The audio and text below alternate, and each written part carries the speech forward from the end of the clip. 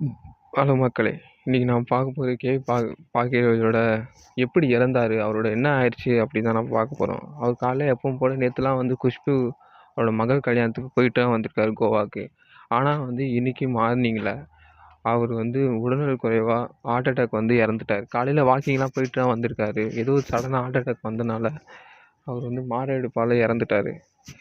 ஒரு நல்ல நடிகர் மட்டும் இல்லாம, ஒரு சிறந்த திரைக்கதை ஆசிரியர். அது மட்டும் இல்லாம இயக்குனரும் அவர் ரசிகர்கள் மனதில் இடம் பிடித்தவர் தான் பாக்கியராஜ். அவருடைய திரைப்படங்கள் குடும்ப உறவுகள், மனிதநேயம், நகைச்சுவை மற்றும் வாழ்க்கை படங்கள் இயல்பாக இடம்பெறும். அது மட்டும் இல்லாம பல இளம் இயக்குனருக்கு ஆசிரியராகவே இருந்தவர் அவரு. 50 ஆண்டு காலம் மேல பயணிச்சவர் தான் கே. பாக்கியராஜ். தமிழ் சினிமாவும் தாண்டி பல அவரோட மூவிஸ் ஹிந்திலையுமே டப் பண்ணியிருக்காங்க. அதுவுமே பல வெற்றிகளும் தந்திருக்கு. அவருடைய படைப்பு இன்றும் தொலைக்காட்சியில் போட்டால் கூட அந்தளவுக்கு ரசிகர் உட்காந்து பார்க்கக்கூடிய ஒரு படமாக தான் இருக்கும்.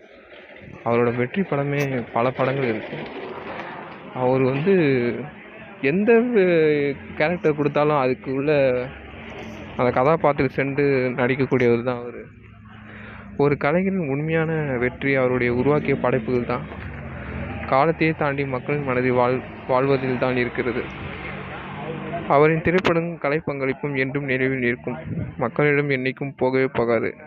அவருடைய சாதனை புதிய தலைமுறைக்கும் ஒரு ஊக்கமாகவும் இருந்து வருகின்றன. அவர் தொடர்ந்து பல உடல்நலத்துடன் வருகின்ற டைரக்டர்ஸ் இயக்குனருக்குமே ஒரு உத்வேகமாக இருப்பார். அது எந்த ஒரு ஐயமும் இல்லை. அவர் நம்மளை விட்டு போயிட்டு இருந்தாலும் அவரோட திரைப்படமும் வசனங்களும் அவரோட நடிப்பும் நம்மளை விட்டு நிற்கும், எங்கேயுமே போகாது. ஸோ இது ரொம்ப வருத்தமாக தான் இருக்குது. நன்றி.